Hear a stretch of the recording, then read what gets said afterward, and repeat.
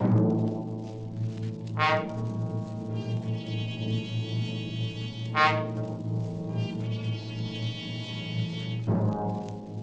are trapped in the dark cellar of your home.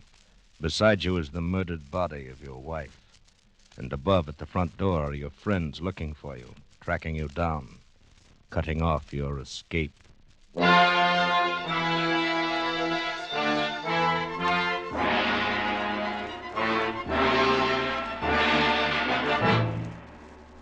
Escape, produced and directed by William N. Robeson, and carefully contrived to free you from the four walls of today for a half hour of high adventure.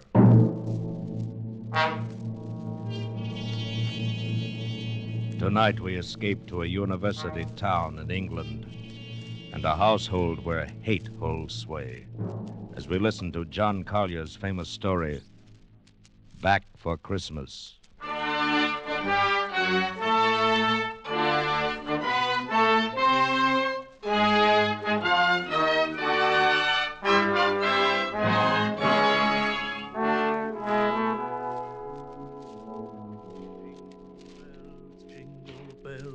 Jingle all the way. Oh, what fun it is. Yes, my dear. What on earth are you doing down here in the cellar? Why, just a little digging. And why, may I ask, have you chosen this day of all days to dig up the cellar floor? Why, I thought as the weather has been so damp, this would be an excellent time to plant my devil's garden. Devil's garden? Whatever nonsense is that? Oh, that's my little joke about it. You see, I've managed to secure some of the spores of several unclassified wild orchids. In their natural state, they bloom under damp masses of leaf mold. The Araucanian Indians call them devil flowers because they appear to bloom under the ground. Well, I'm sure the Araucanian Indians will be very interested if you succeed in growing these ridiculous flowers under the cellar floor. Whom else it'll interest, I can't imagine. What's that terrible smell? Why, that's the leaf mold, my dear. Chemically identical with the earth blanket they grow under in the wild state. I really should line the pit with concrete so as to prevent seepage from this foreign soil. But I don't suppose there'll be time for it now. There certainly will not be time for it. Do you realize that we're sailing for America a week from today, and you've made no arrangements whatever? Unless you call digging a hole in the cellar making arrangements. I certainly don't. Devil's garden, indeed. Sometimes I think you're going soft in the head, Herbert. Well, I suppose it's inconsiderate of me. But, you see, I've been wanting to try this experiment for a long time. But what with my lectures and seminars at the university, there never seemed to be time. Well, there certainly isn't any time for it now. I suppose you've forgotten I made an appointment for you at the barber's this afternoon? Oh, must I shave off my beard, Hermione? Now, we've been all through that. Of course you must. They don't wear beards in America. Go and get your jacket on and do as I tell you. Yes, Hermione. And don't forget to take your umbrella. It looks like rain. Yes, Hermione. Oh, don't look so put upon, Herbert. Someone has to plan things in this house, or you'd never even get to the university in time for your lectures, much less make arrangements for a trip to America. I know, but what of my specimens? There'll be plenty of time to plant your precious devil's garden when you get home from America. We're not going to be gone forever, you know. We'll be back here for Christmas. Yes, of course. Back for Christmas. I'd forgotten. Well, try to remember it. And if you can't do that, just do as I tell you. I've been making the plans in this house for 20 years, and if there's any digging to be done, I'll manage that as well. You understand, Herbert? Yes, Hermione. Good. You have just 20 minutes to clean this mess up down here and keep your appointment at the barber's. And when you finish there, I want you to come straight home. Why, I wanted to stop at Miss Markham's and pick up some books I ordered. Well, all right. But don't loiter there the whole afternoon, browsing over those old books the way you usually do. Now hurry and clear up this rubbish. Get rid of that smelly stuff. And no more digging, mind you. Yes, Hermione.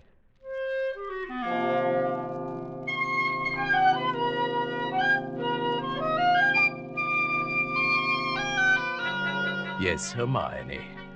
How many years have I been saying that? 10 years? 15? 20? Clear up the rubbish. Yes, Hermione. Don't forget your umbrella. Yes, Hermione. Do this, do that. Yes, Hermione. Yes, yes, yes. How much longer can I stand this?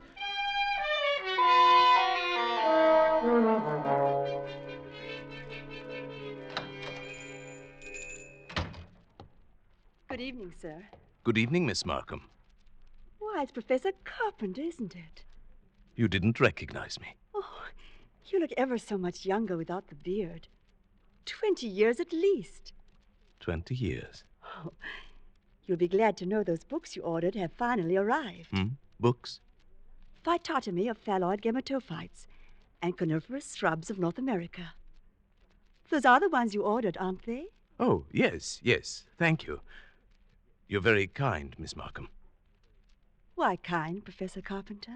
Well, not many young ladies in bookshops would go out of their way to look up rare books for an old professor of botany. Oh, why, you're not old, Professor Carpenter. Really, you look... Oh, and besides, I adore botany. It's my particular hobby. Oh, really? Well, you never told me that before, Miss Markham. Oh, I was afraid to. You were so imposing with a beard and all. Well, You might be interested in some specimens of alpine polyanthes that were sent to me by a friend in Switzerland. Switzerland? I used to go there for my holidays before the war. You like Switzerland? Oh, I love every part of it. The lakes, the mountains, the beautiful spring flowers. Oh, especially the flowers. Oh, yes. It seems we have quite a lot in common, Miss Markham. I'm sorry we haven't talked before. Oh, I am too. It is all the fault of the beard, I suppose. Miss Markham, forgive me if this sounds foolish, but I feel that shaving off my beard is the most important thing I've done for 20 years. Oh, it is. I'm sure it is. I'm ashamed that I've been so distant with you all the time. Oh, there were times when I almost spoke up. Times when you came in here, tired after a day with your students at the university. Oh, you seemed so alone. The way I'm alone in the world. I'd like to have asked you to stay a while and talk with me. But some way or other, I wound up giving you your change and letting you go on your way. You say you're all alone in the world? Since my father died. Well, did you never think of marrying? Oh, my father was a very remarkable man. I never found anyone who seemed to measure up to what he led me to expect of men. And then the war came. Miss Markham, It's been so long since anyone called me by my first name. I'd like you to, if you don't mind. It's Marion. Marion. And yours? Herbert. How long have you been alone, Herbert? Alone? Oh, I knew you were a widower, of course, the first time I saw you. A widower? Oh, I can always tell. There's a certain sadness in a man's eyes. A sweet sadness, I think, when he's been married and then... A widower? I never thought of it in quite that way. Oh, perhaps I shouldn't be talking like this. But I've often wondered what she must have been like. Your wife, I mean. Hermione? Not an easy woman to forget. Very strong, always managing things. The house, my wardrobe, my friends. When we dined at a restaurant, she even ordered my food. She was always managing things. You might say she managed herself to death. Oh, poor woman. She must have loved you very much. But she needn't have put herself out so. It's plain to see you don't need things managed for you. You need companionship, I think. Someone sympathetic with your work. But the last thing on earth you need is a manager. How well you put it. The last thing on earth.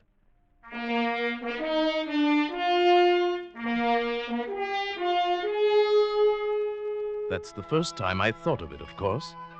But suddenly a whole new world opened up before my eyes. Marion and America, and no more of Hermione's planning my life for me. By the time I got home, my mind was working overtime. Well, at last. You certainly took long enough about it. What are you looking so pleased about? I don't really know. Getting rid of the beard, perhaps. I feel 20 years younger. You look even smaller. Your face looks triangular or something. I'd forgotten your chin was so weak. Oh, but never mind that. You can grow it back soon enough, after Christmas. Where are you going? Down to the cellar. I just bought this electric lantern, and I thought I'd put it away down there. Now, whatever possessed you to buy a thing like that? I don't know. I'd rather like this lantern. Might come in handy. Who knows? Now, Herbert, don't start digging down there again. I've 100 things to do putting the house in order before we leave. I want you to carry these boxes upstairs for me. Yes, Hermione. And if you're going down to the cellar, take this along and stuff it into the furnace. But this is my old bathrobe. I may need it. Oh, nonsense. I bought you a new one. Get rid of it. And don't start puttering down there with that devil's garden or whatever you call it. I'm through digging, my dear. I think the pit is quite deep enough now for my devil's garden.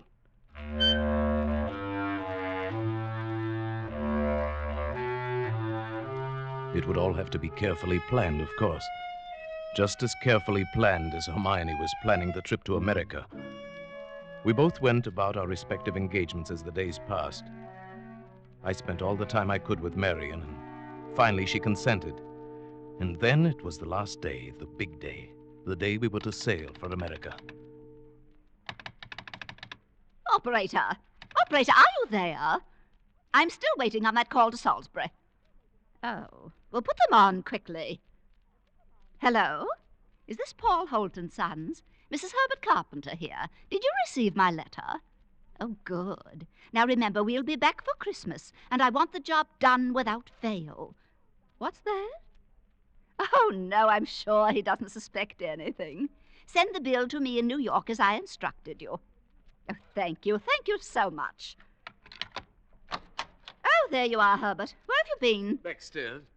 I dismissed the servants. Dismissed the servants? But I've asked some friends in to a farewell tea. Go and tell them it's a mistake. I'm afraid it's too late now. They've packed and gone. Oh, you have messed up things properly. How many times have I told you to leave things to me? I make the plans around here. Yes, Hermione. You'll have to do better than this when I plan the trip home, or we'll never in the world be back for Christmas. Back for Christmas, back for Christmas. Must you keep saying that? Well, why not? We are coming back for Christmas, aren't we? Supposing I were offered a professorship in one of those wealthy American universities. Nonsense. Americans care nothing for botany. Luther Burbank was an American. Well, that's different. What have you ever done except muck around in the dirt with a lot of roots and tubers? They've asked me to lecture. That means something. Of course they asked you to lecture. Americans are paid to hear any foreigner deliver a lecture once. Now, there's no use getting yourself in a state about this, Herbert. No doubt this extra money will come in very handy when we arrive back for Christmas. Precisely. And it's no good you're making a joke of it. Heaven knows where you'd be today if I hadn't got a sense of time. Yes, my dear Hermione. And since you've been so foolish as to dismiss the servants, you may empty the ashtrays and straighten up this room while we're waiting for the guests to arrive. I'm going upstairs to change. Call me when they get here. Yes, Hermione. Yes, Hermione. Yes, Hermione. For 20 years, Hermione, always so right. Thought of everything. Well, not quite everything. She's dressing now. Safe to call Marion. Oh, if Marion were to change her mind now. If she had any idea I was not a widower. Hello? Hello? Marion? Herbert? No, my darling. Nothing's wrong. My plans are the same. Unless you've changed. Good. We'll meet in New York as we planned. Yes, I do love you, my darling. Herbert? I'm sorry, I can't talk any longer.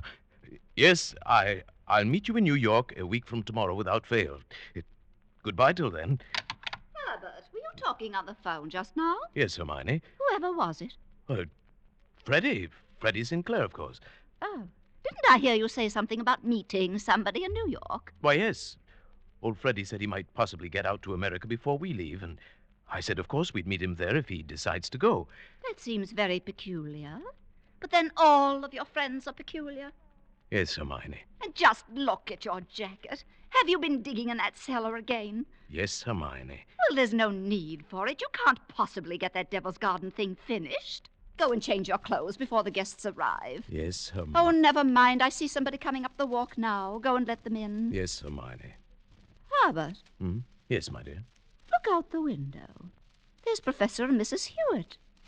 But who's that with them? Why, I... Precisely. Freddie Sinclair. Peculiar. You should have been talking to him on the phone not 3 minutes ago. And now here he is. Yes. Yes, isn't it? But then, as you say, Hermione, all of my friends are peculiar. Not half so peculiar as you.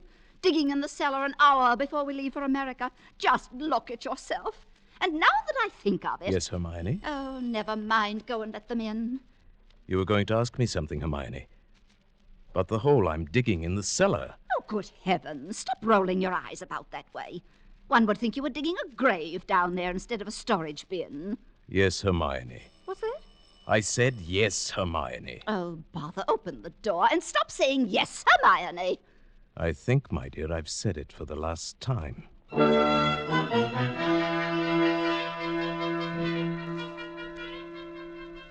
Back for Christmas. Hermione was so positive we would be back for Christmas.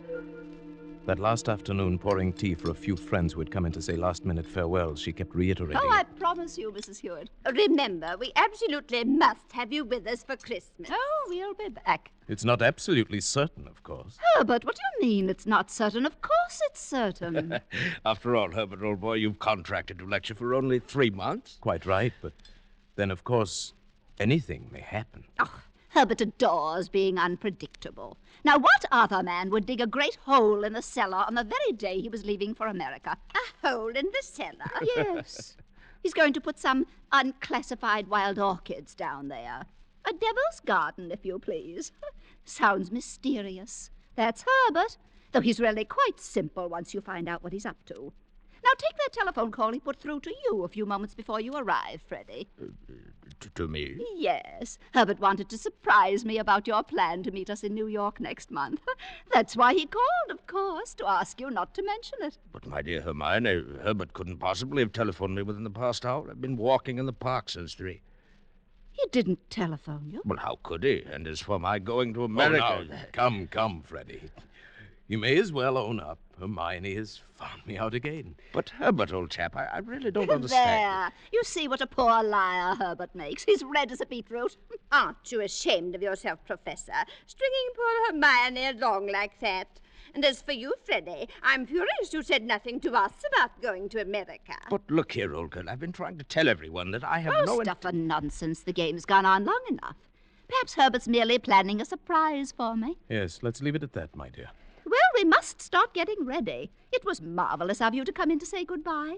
And don't worry about Herbert's little jokes. I will bring him back for Christmas. You may rely on it. They all believed her.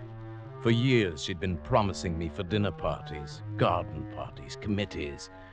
And the promises had always been kept. This time, they wouldn't be. I'd seen to that. The servants were gone for good, the farewells all said. I had timed to the minute how long it would take to fill in the hole in the cellar, in my devil's garden. Upstairs in the bedroom, I undressed, folded my clothes over a chair, and put on my old bathrobe. Then I opened the door into Hermione's room. Are you ready, Herbert? Hermione, have you a moment to spare? Of course, my dear, I've just finished. Then do come in here for a moment. There's something rather extraordinary here. Good heavens, Herbert, what are you lounging about in that filthy old bathrobe for? I told you to put it into the furnace. I shall do it today, yes. I really will, I promise. Well, high time. Now, what is it you want to show me? In the bathroom here. Just look. Who in the world do you suppose dropped a gold chain down the bathtub drain? Nobody has, of course. Nobody wears such a thing in this house. Then what's it doing there? I don't see anything. Here. I'll hold this flashlight for you. If you lean right over, you can see it shining deep down. Oh, such a lot of nonsense. Just whisper. I don't see it, Herbert. Go on looking, Hermione. In just a moment. Herbert, I absolutely refuse to wait. Herbert, what are you doing?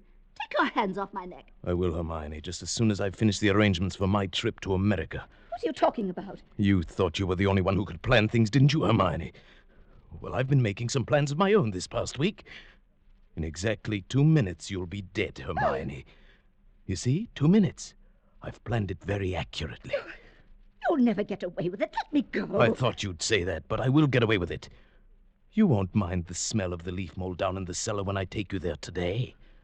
Yes, that's where you're going, Hermione. Into my devil's garden that annoyed you so much. Oh, The soil is full of clay. It won't settle too much. In a month or so, it won't even look as if it had been dug up. My friends, they all expect me back for Christmas. Hmm. If they don't hear from me, they'll wonder. And if I don't come back, they'll start asking questions. Oh, no, they won't. Because you'll write them letters, Hermione, on the typewriter, as you always do. They'll be signed H in that neat, cryptic way you always sign your notes to your friends. Let me up No. now. It won't work, Herbert. You never were any good at planning things. Oh, but I've changed, my dear. I've learned from watching you all these years. The lecture people in America, they'll expect you to be traveling with your wife. I will be traveling with my wife, but her name will not be Hermione. What? Fortunately, they'd never met you. I'll write a few letters home for you, then fewer and fewer. Write letters signed with my own name, always expecting to get back, but never quite able to. Keep the house 1 year, and then another and another. They'll get used to it. I might even come back alone in a year or two and clear it up properly. Say you died in America. Nobody will ever suspect you're lying under the floor of the cellar in this very house. Oh, but it won't work, I tell you. That pit you dug in the cellar, I can assure you, my dear Hermione, it will serve its purpose well. Sorry, my dear. I've got to get this done on schedule. You have just 5 seconds to say your prayers. Herbert, you must listen. The cellar. Don't do it, Herbert. Herbert! Oh. Hey!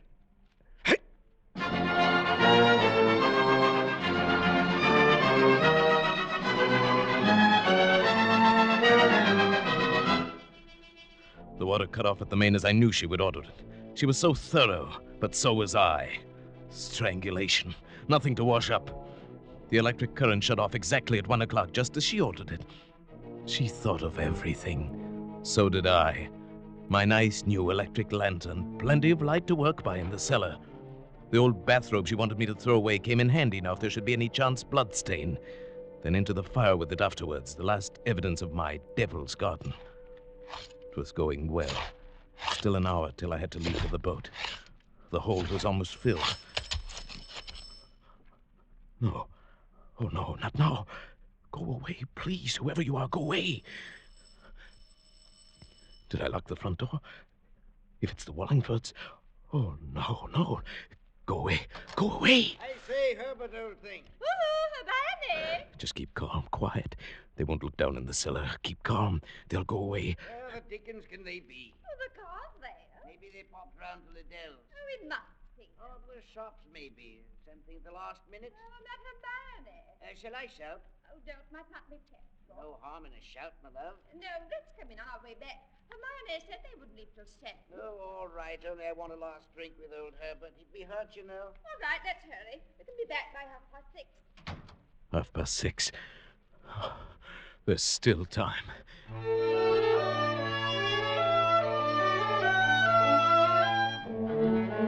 After that, it was easy. Put the finishing touches on the Devil's Garden, dress fast, get out of the house before 6:30, take the boat trade to Southampton and board the ship for America. All according to plan. Hermione's plan.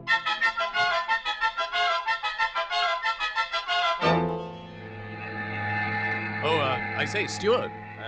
Right, sir. My wife is indisposed. She'll be taking her meals in our stateroom. Oh, for the old voyage? Yes, for the whole voyage.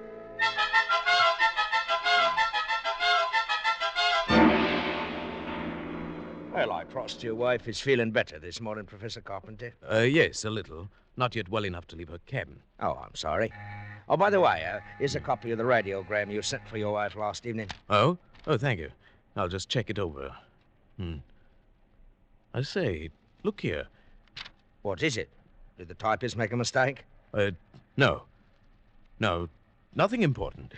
She can correct it later.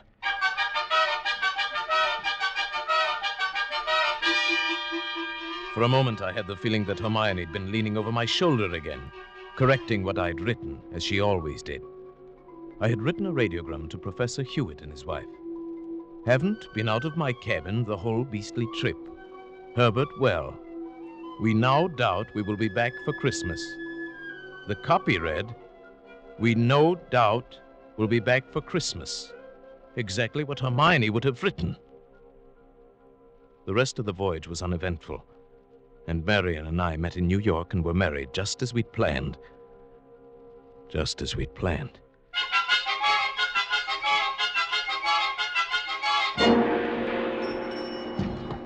Professor and Mrs. Carpenter, we have reservations, I believe. Oh, yes, we've been expecting you, sir.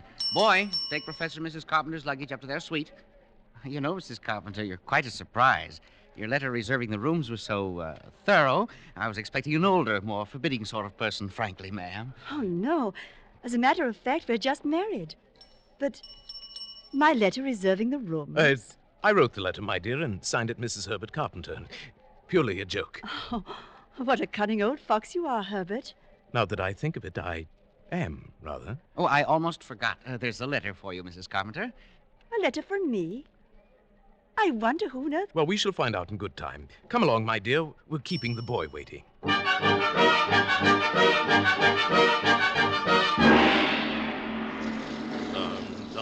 Dum dum ba-dum pum pum ba-dum rum pum pum ba-dum pum. Nothing like a cold, brisk shower to put a man to rights. Herbert, this letter... Huh? Oh, yes, the letter. Dry my hair, will you, dear? It seems to be a bill of some sort. From a building contract in Salisbury. Oh, bother. Dry your own hair. Oh, thank you, my sweet. Let's see this bill or whatever it is.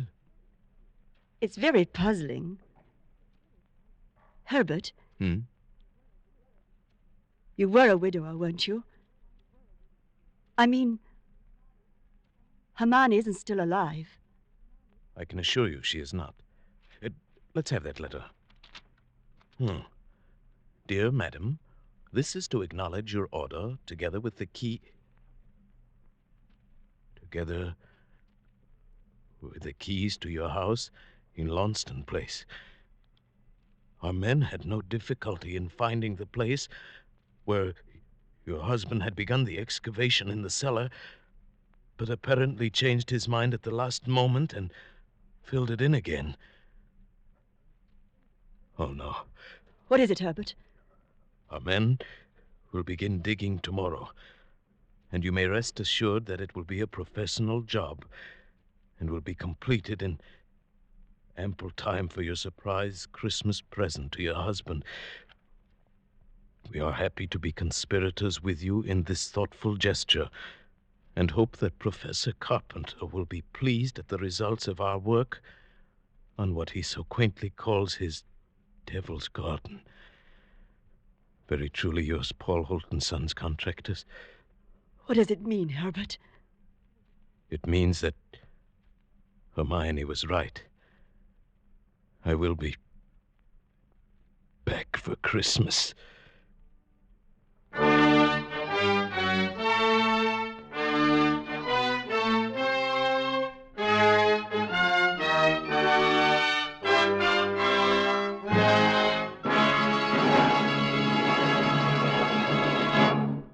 Escape is produced and directed by William N. Robeson, and tonight brought you Back for Christmas by John Collier.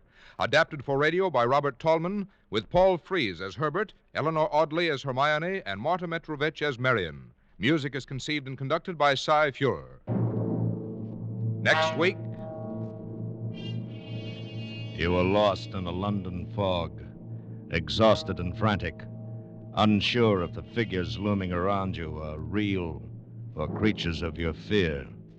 And behind you, pursuing you, intent on killing you, lurks a murderer from whom you must escape.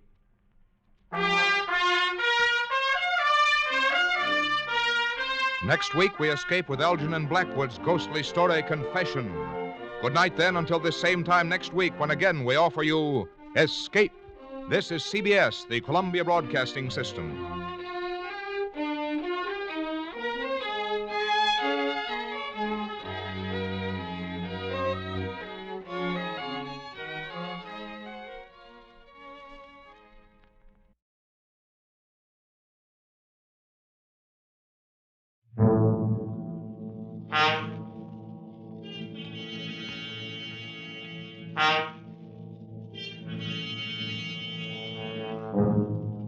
You are lost in a London fog, uncertain whether the figures looming around you are real or creatures of your imagination. And somewhere in the wet grayness lurks a murderer from whom you must escape.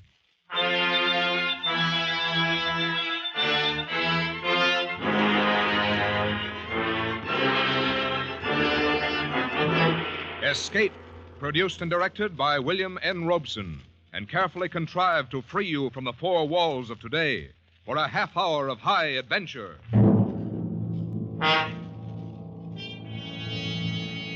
Tonight, we escape to a fog-shrouded city and the terror of a shell-shocked mind, as Algernon Blackwood describes them in his ghostly story, Confession.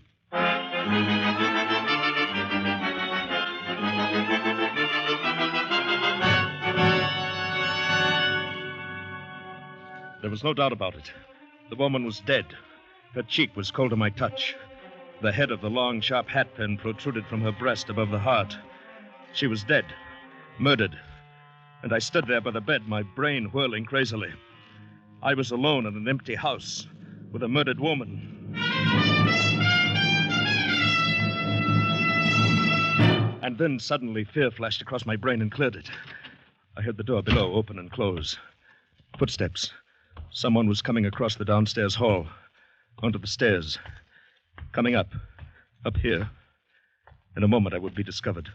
In a moment, someone would walk into this room and see me standing over the body. In a moment, my escape would be cut off. Quickly, I slipped across the hall and into another of the empty bedrooms. I leaned against the closed door, breathing heavily, listening to those steps come closer. Would he look into any of the other bedrooms first? Would I be discovered here? He passed my door and went into the room, straight in, closed the door behind him. Then he knew where to come. I waited a moment, waited for some sound, some gasp of discovery. There was none. Then he knew what to expect. I must escape quickly before he came out of that room. I started down the stairs, carefully, to avoid any sound.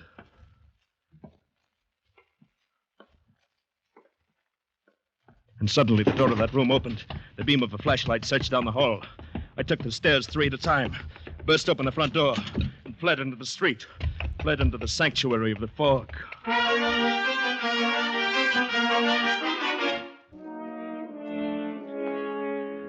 How long and how far I ran, I do not know. I could see nothing, feel nothing but the clammy dampness of the fog. I don't know whether he was still following me or not. I ran out of sheer terror, up one street, down another, with no idea of where I was or where I was going. Perhaps I was running in circles. Perhaps I would run right back to the house. Well, I stopped.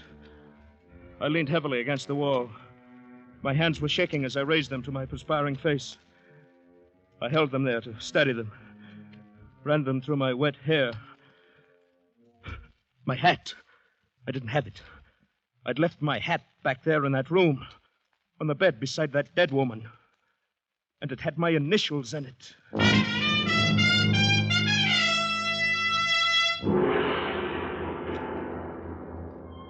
Nearby, a street lamp formed a fuzzy ball of yellow in the enveloping murk. And now a figure loomed suddenly beneath it, just as she had materialized so short a time ago under another streetlight. Or was it the same one? Was it she again? Was it he, the one who was following me? Was it real at all? Perhaps it was only a creature of my madness. My dear sir, you're ill. I... Oh, here, old fellow, let me help you. Why, you're almost ready to fall. Yes, sir. Thank you. Here, just lean on my arm. Yes. You are real, aren't you? Real? Huh. I don't understand. I say, you're very near collapse, you know. And I happen to be a doctor. Luckily, too, you're just outside my very house. Come in for a moment, won't you? Why, you're very kind. Yes, I will, if it's not too much trouble for you. None at all, my dear chap. Please do.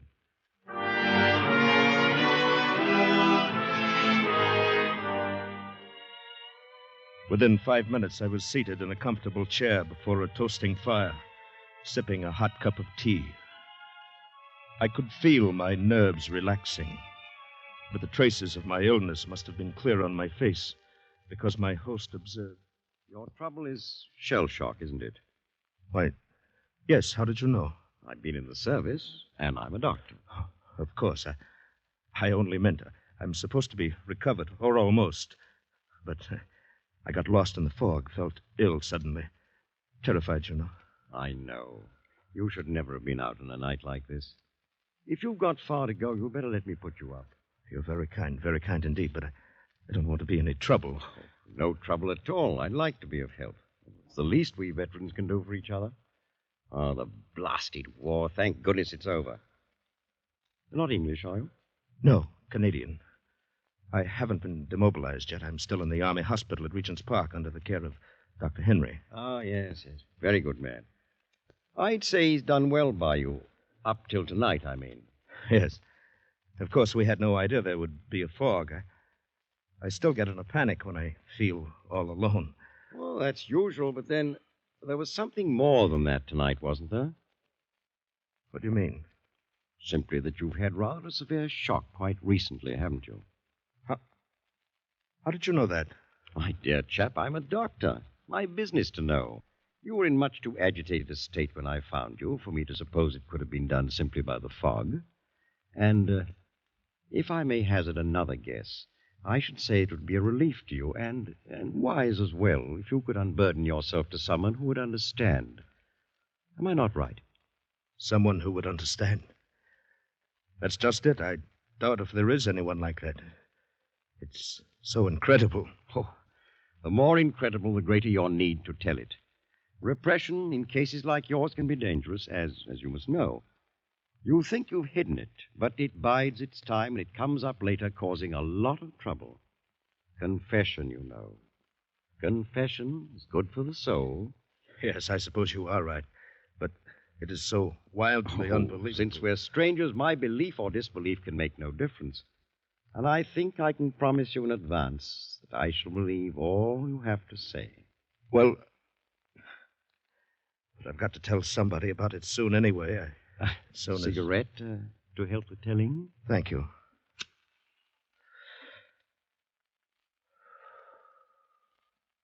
Thank you. Well, I'd better start back at the very beginning of the adventure, then. It started today at the sanitarium.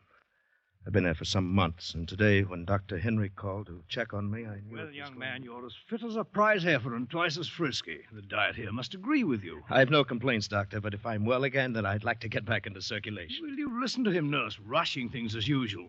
You'd think he didn't like us here. Oh, the way he bothers us to let him go into town, I'm sure of it, Doctor. He's getting so healthy, he's bursting at the seams. There, you see? How about it, Doctor? Can't I just have a day or an evening in town? What's the great attraction in that dirty place? Some girl, no doubt? Well, yes, that is in a way. I met her in France. She's a Red Cross girl. She's invited me to stop in for tea if I'm up in London, and, well, it's just that I'd feel human again, seeing a girl having tea, a cigarette, chatting. That's all. Young man, I not only approve of your day in town, I'm prescribing it. It'll do you good. You've got to start getting used to society again anyway.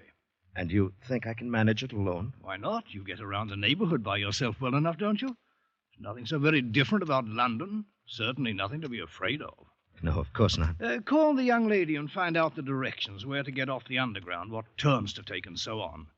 Go in the daytime, return before dark. No danger of getting lost. Should be simple. Nothing to it.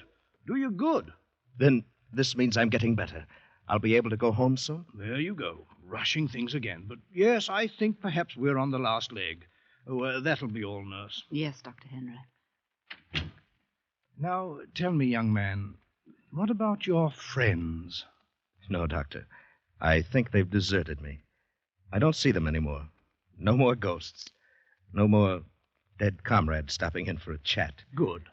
For how long now? Oh, several weeks at least. I can hardly remember when I last saw one. Thought you saw. Yes, thought. Of course, in the dark room at night, sometimes the shadows... That's not quite the same thing. Lots of well people fancy they see the shadows move at night, especially after they've been reading some penny dreadful.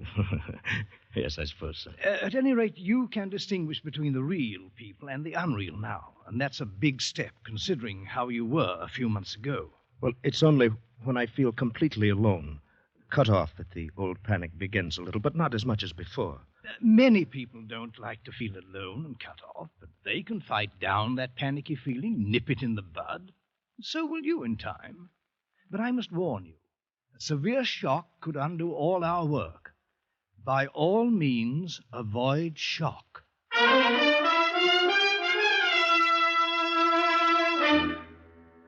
Avoid shock, he said.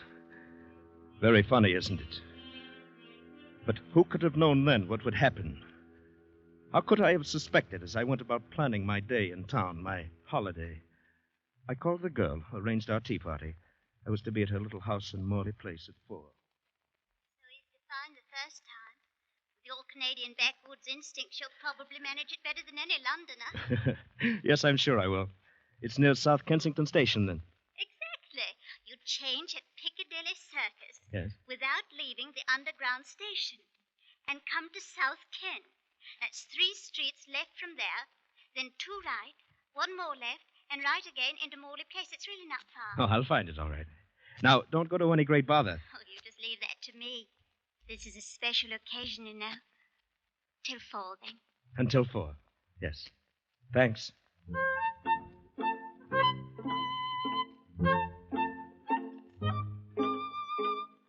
And so it all started out as a cheerful adventure. And everything went well into the city. I made my change underground at Piccadilly, took the local to South Kensington Station. And there I came up at surface again. And when I walked out, I stepped into a solid, opaque blanket of white fog. I could hear the traffic, the rumble of the city around me. I could hear footsteps, an occasional muffled voice. But I could see almost nothing. This is how a blind man feels then. The only objects of relief from that dreadful enveloping gray wall were an occasional blur of yellow from a street lamp, or a motor car headlight, a glimmering patch from some big lighted shop window here and there, and the figures of other people passing by, dark and floating and indistinct. Or were they people? Might they not be those phantom figures again, just like the ones that haunted me before I went into the sanitarium? Ghostly, blurred figures of dead comrades from Dunkirk and Abbeville and the mud of Belgium. Ah, here comes another one. I can hear his cane tapping. Look closely now, make sure. There. He looked real enough, didn't he? They are real, I'm positive of it, and I'm not alone. They're all around me. But even as I told myself this, the old panic was growing inside. Here now, old fellow, you've got to get hold of yourself. Next one comes along, speak up. Speak up to him. Ask him the way to Morley Place. Ask, can you put me on the trail to Morley Place? Just like that. You'll see. Here now. Here he comes. Ask the way. Beg pardon. Can you put me on... I say, is this right for the tube station, do you know? I'm utterly lost. I want South Kensington. Why, yes, I have just come from there. Straight along, I think. Oh, thanks awfully. Oh, but I say, can you put me on the trail to Morley Place? He's gone. Well, no matter, he was real enough. He spoke up like a real person, all right. Maybe the next... Oh, I say, I beg your pardon. Oh, I'm frightfully sorry. I didn't see you and you standing still. I'm afraid I must be lost. Can you direct me to Morley Place? Oh, dear, I think you've missed your turning. You'll have to double back a street and maybe 2 and take the first turn to the right and go 1 street and then double back 2 and then left again and you'll come. I say, thanks. That was first right and then... She's gone. Disappeared. Like a ghost.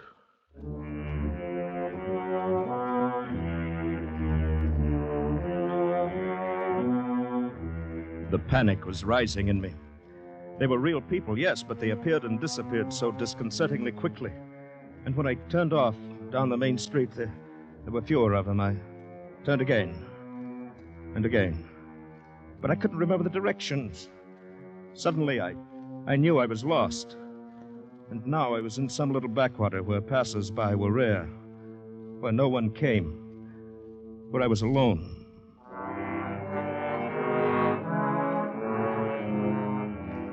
Now the panic swept over me. I stumbled on a curb. My cane swept empty air. I fell to the icy pavement. I was shaking so that I couldn't rise to my feet.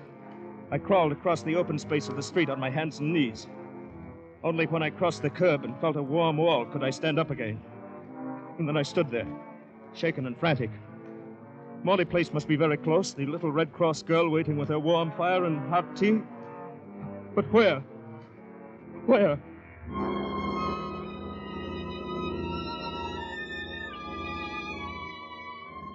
Suddenly, in the yellow blur of the nearest street lamp, a faint darkening of the fog caught my eye. It was not a figure this time, only the shadow of the pole, grotesquely magnified. No, it moved. It came toward me. It was a figure, a woman. It came right up to me. Fear gripped me, and then I remembered the doctor's advice. Don't ignore them. Treat them as real. Speak to them and go with them. You will soon prove their unreality then, and they will leave you. And so I gripped the wall behind me and spoke to her. Lost your way like myself, haven't you, ma'am? Do you know where we are at all? Morley Place I'm looking for. Where am I? Well, I say you're more frightened than I am. May I help you? I'm lost. I've lost myself. I can't find my way back. Same here. I'm terrified of being alone, too. I've had shell shock, you know. Let's go together. We'll find our way together, eh? Who are you? Name's O'Reilly, Canadian. I'm going to have tea with a friend in Morley Place. What's your address? Do you know the name of the street here? I came out suddenly, unexpectedly. I can't find my way home again. Just when I was expecting him to. I say steady, ma'am. He may be there now, waiting for me at this very moment, and I can't get back. Have you any idea of the direction, ma'am? Any at all? We'll go together. Listen. I hear him calling. I remember. Wait, ma'am. Wait. Don't leave me here alone. I'm going with you. Wait. She was running fast through the fog. It was all I could do to keep up with her. But I felt I must not lose her or my own nerves would go to pieces. How she found her way in the fog, running so quickly, I didn't know, but I kept close on my heels, running hard. I could smell a faint perfume in the air, trailing behind her. A faintly familiar odor, but not pleasant. And then suddenly she stopped and turned into the gate, so suddenly that I almost bumped into her. Oh, is this it? You found it, then. May I come in with you for a moment? Perhaps you'll let me telephone my doctor. Doctor? Yes, Dr. Henry at the Army Hospital. I'm in his care, you know. My home is somewhere here. I'm near it. I must get back in time. For him. I must. He's coming to me. I say, ma'am. But she turned and walked toward the house. For a moment I hesitated. This woman was acting very strangely. But no matter, she was at least real, and I needed help. Quickly, I followed her up the steps across the porch. The door was ajar. She slipped through, and I followed into the dark house. It was so dark inside I couldn't see anything at first. I stopped, groping. But she went on quickly, easily, as if she knew the way. She was ignoring me completely. I heard her steps cross the hall, go up the stairs quickly. I waited and listened. She walked along the hall upstairs.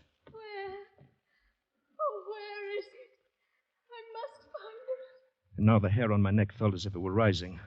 Was she, after all, another of my figures? Was she unreal, too?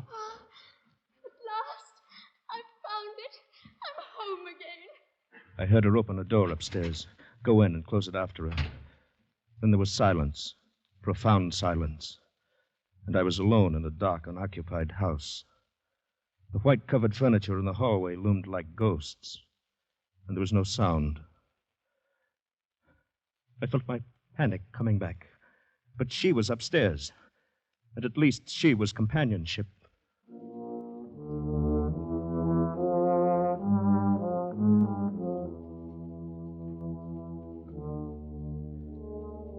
I groped my way up the stairs. Along the upstairs hall. There was no sign of life. Where are you? I want to help you. Which room are you in? There was no answer. But as I put my hand on a table to steady myself, I felt something. It was a candle stump. With a gasp of relief, I took it up and lighted it. Now I could see a little. One by one, I tried the bedrooms. They were dusty and unused. The furniture covered, the mattresses rolled up on the beds. They were all alike. until I opened the last door. Instantly, I knew this was it. I smelled the perfume. Only now I recognized it, understood why it was unpleasant to me. It was the smell of a hospital, of chloroform. And there was the woman, her dark fur coat wrapped around her, her jewels just showing at the neck. And she was stretched out on the bed, motionless. Instantly, I knew she was dead. In the next instant, I thought I would go mad. The blood on her face was congealing. Her skin was cold. I knew then that she'd been dead for an hour at least, and that what I saw in the street was not real. This was the shock that Dr. Henry had warned me to avoid. And what happened then? Well, I heard the door open up downstairs. Someone came in. The one she'd been expecting, no doubt. And suddenly I realized the danger of my being found there beside a woman who had obviously been murdered. Well, I slipped into another bedroom, and when he went into that room with her, I slipped out and crept downstairs. I stumbled and he heard me, and I came out. I ran down and out into the fog, into the street and away. How long I ran or where, I don't know. When I was exhausted, I stopped. And then you came and found me. Well, what do you think? A tall tale, isn't it? Yes. Strange, but not incredible. I see no reason to disbelieve anything you've told me. Things equally remarkable, equally incredible, happen every day in a big city. I know from personal experience. Oh, I could give you many instances. But the woman, I saw her, and yet she was already dead. Such things are hard to explain, perhaps cannot be explained, except, of course, your mind in its present state may still play tricks on you. Perhaps you saw a woman in the fog and followed her. You may have missed her and only thought you saw her go into that house. But what about the dead woman? She was real enough. Perhaps, perhaps not. She, too, may have been just fantasy.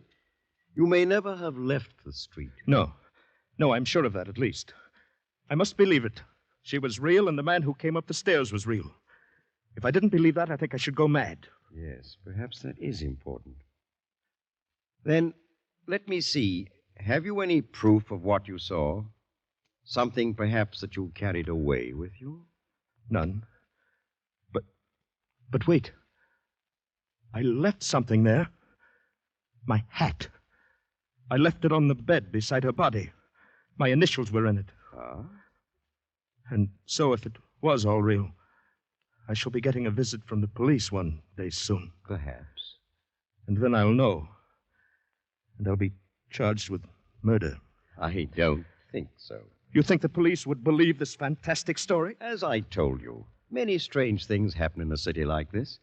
For instance, I knew of a similar case many years ago. Strangely similar case. Almost a coincidence. Would you like to hear it? Yes, I suppose so. It happened during the last war.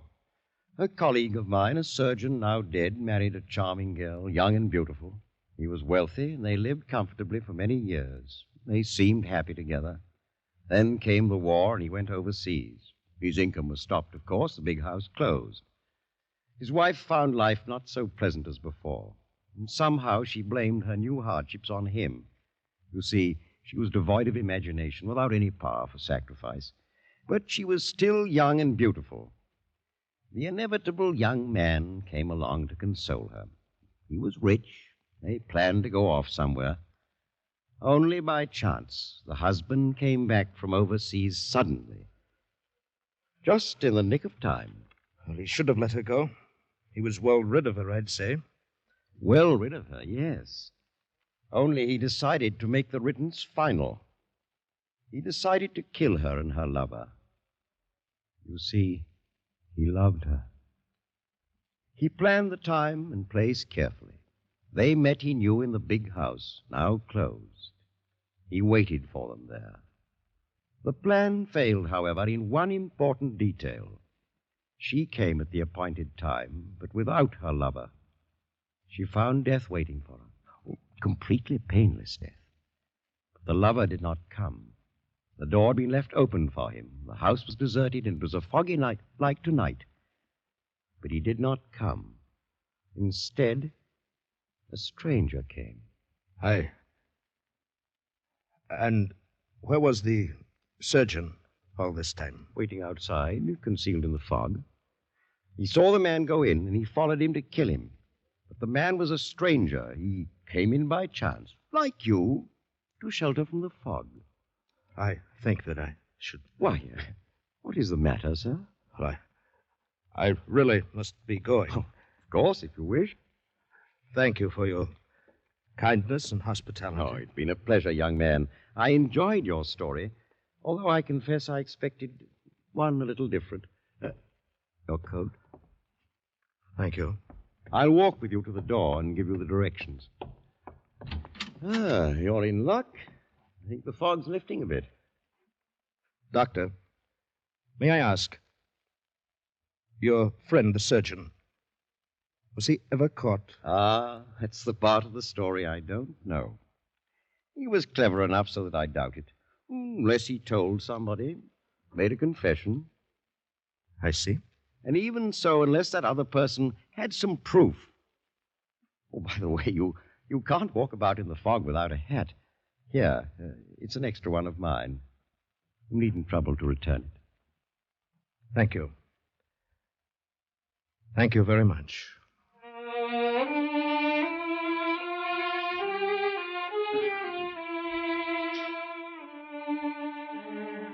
I went out of his consulting room with the hat on my head. In 10 minutes, I was at the tube station. It was only there that I permitted myself to take off the hat and look at it. It was my own. The hat I had left on the bed beside the dead woman.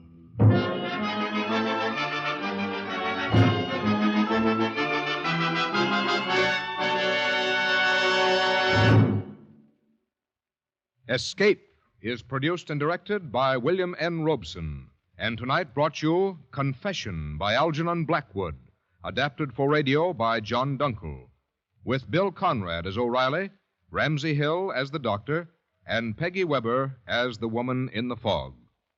Music was conceived and conducted by Cy Feuer. Next week... You were trapped in the dark maze of the native quarter of Mozambique. A dead man at your feet, the police closing in around you. And beside you is a girl with whom you must escape.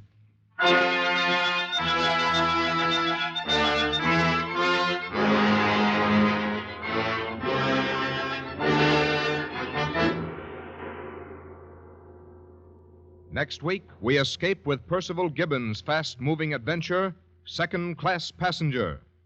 Good night, then, until this same time next week, when again we offer you Escape.